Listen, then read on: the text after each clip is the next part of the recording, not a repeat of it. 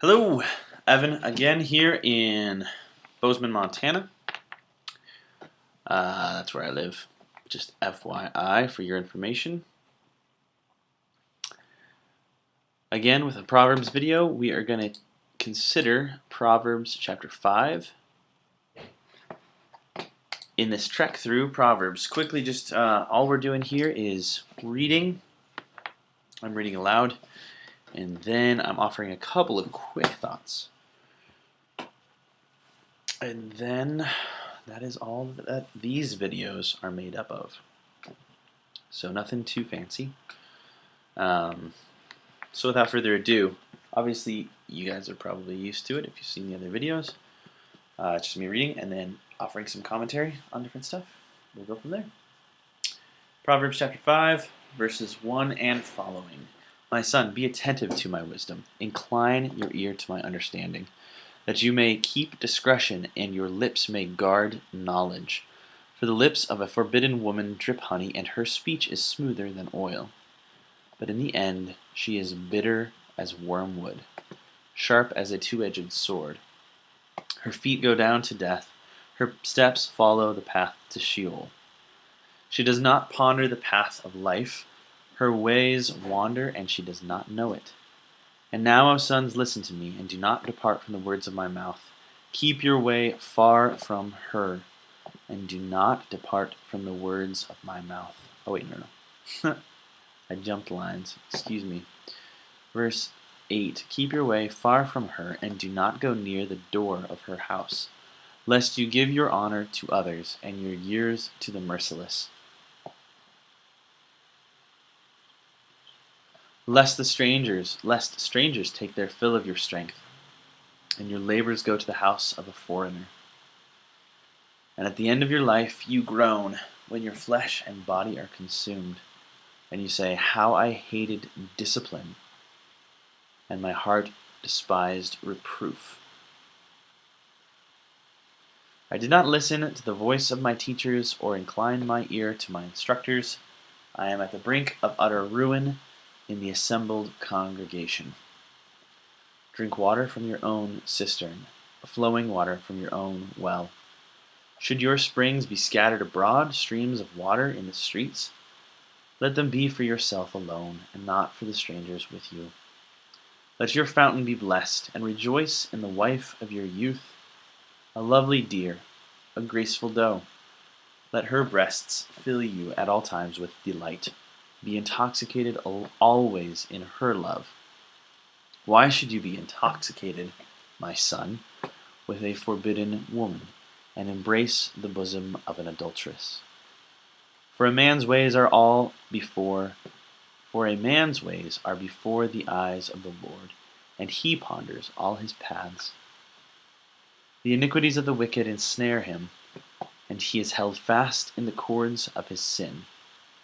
He dies for lack of discipline, and because of his great folly, he is led astray. That is Proverbs 5, read from the ESV translation, verses 1 through 23. And it's a good proverb.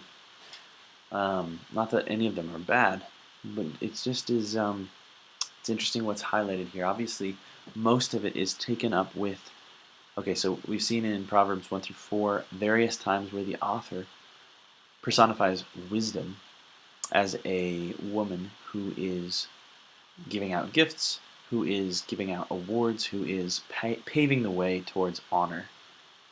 And here we see basically the exact opposite of that.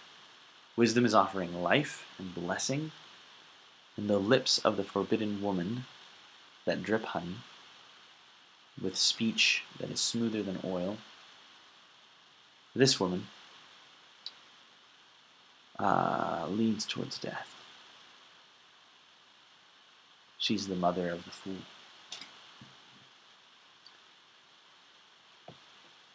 Well, maybe that's too far saying that. I mean, that's kind of a figure of speech from my mind. It's definitely contrasting the woman of wisdom, with the woman who is the adulteress, the wayward wife, the wayward woman. We'll see this as a theme in the next couple of chapters, I'm pretty sure, as well. But man, in this narrative, we see some high costs. Death is one of the costs. He dies because of lack of discipline. Because of his great folly, he is led astray. He did not guard his heart with all vigilance, because out of it flows the issues of life. Instead, he did not guard it, and he went the way of momentary pleasure that leads to perpetual pain.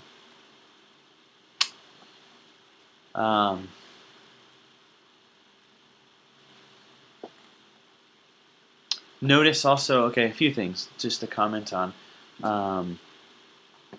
This is in the context of wisdom, and it is talking about attraction. It's talking about relationships. It's talking about one-night stands. It's talking about all these different things. And he is saying, don't go there.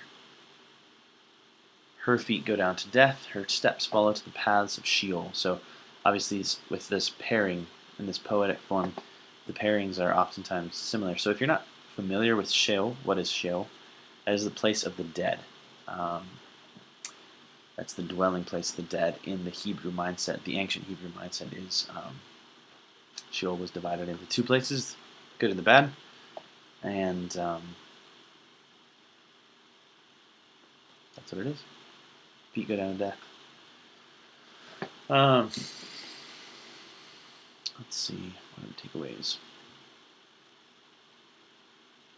It's interesting to me how he immediately connects one giving their love and their strength and their heart to this forbidden woman, and then it's like a direct connection to why would your strength be your honor to others? Why would you give your honor to others? Why would you give your years of life to the merciless?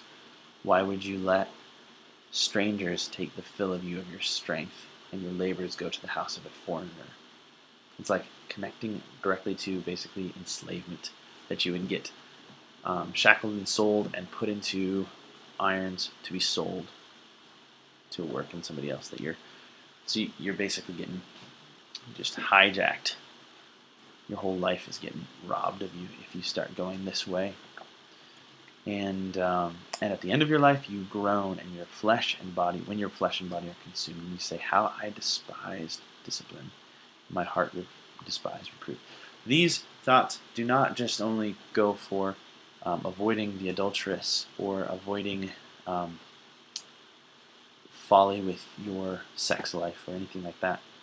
This also goes for how I hated discipline. Look, he points to that.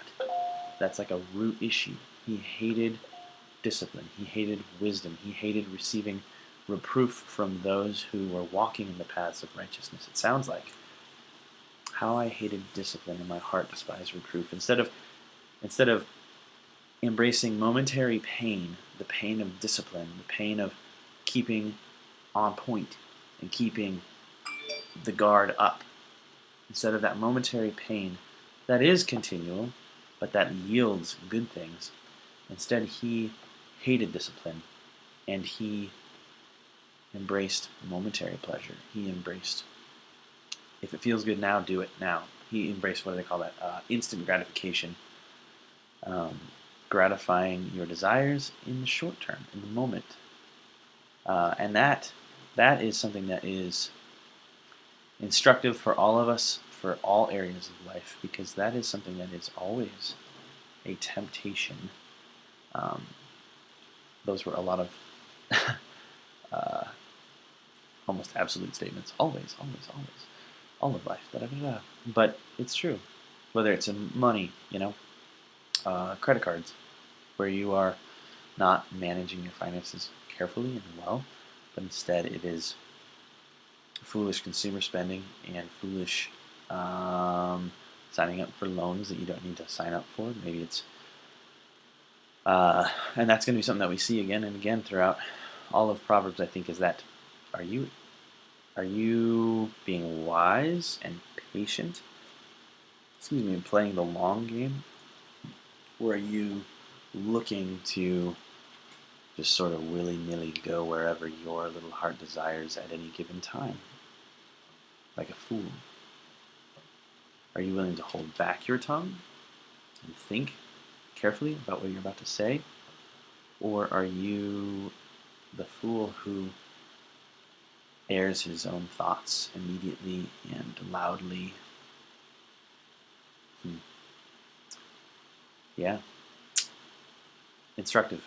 These are instructive proverbs, and they're beautiful. And don't these ring true? Man, that's one of the fun things about just looking through Proverbs is like the just good, solid truth that shines through in a time where so many different people say so many different things, and largely truth is truth in the society remains undefined because it is a postmodern society, and it says that truth is relative. Not so. Look at this. This is clean, hard truth of a refreshing sort. Back to the illustration at hand. He's talking about don't go the way of the adulteress, don't go the way of the forbidden woman, don't go the way of just setting yourself up for destruction. Instead, rejoice. Where is it? Rejoice. Let your fountain be blessed, and rejoice in the wife of your youth. A lovely deer, a graceful doe, let her breasts fill you at all times with delight. Be intoxicated always in her love. Love your wife. Don't be chasing after these foolish, short-sighted desires or different things like that. Instead, be devoted to your covenant. Why, son? Why? That's foolishness. Don't go that way. For a man's ways are before the eyes of the Lord, and he ponders all his paths. Yep. Cool. Thank you so much for watching. Hopefully it's instructive, not only for men out there, but for women. It goes both ways, especially in our modern times. Big time. These are the issues of life. Obviously, there's going to be different hues of how that all works out. It's not directly across. You can't just substitute the masculine discussions with the feminine ones. But largely, a lot of it will carry over with a little bit of translation. Obviously, like, guys are going to desire different things than gals are going to desire as far as that just temptation, and it just flex it for everyone. This is a an example passage for a son, and so you can definitely take from this exactly what he is trying to say to the reader. So yeah, hope you have a wonderful day, a blessed day wherever you're at, and I hope that your heart is attracted to truth and has the discernment also to avoid untruth and to be able to say no when it is needing to be said no. When no is needing to be said, excuse me. Which unfortunately perhaps is a lot these days. Every day. I don't think it's just these days. I think it's always been that way. Anyway, my name's Evan. Thank you so much for watching and communicating and joining in the conversation below. We will talk to you in the next one. Hopefully this was a blessing for you. Peace.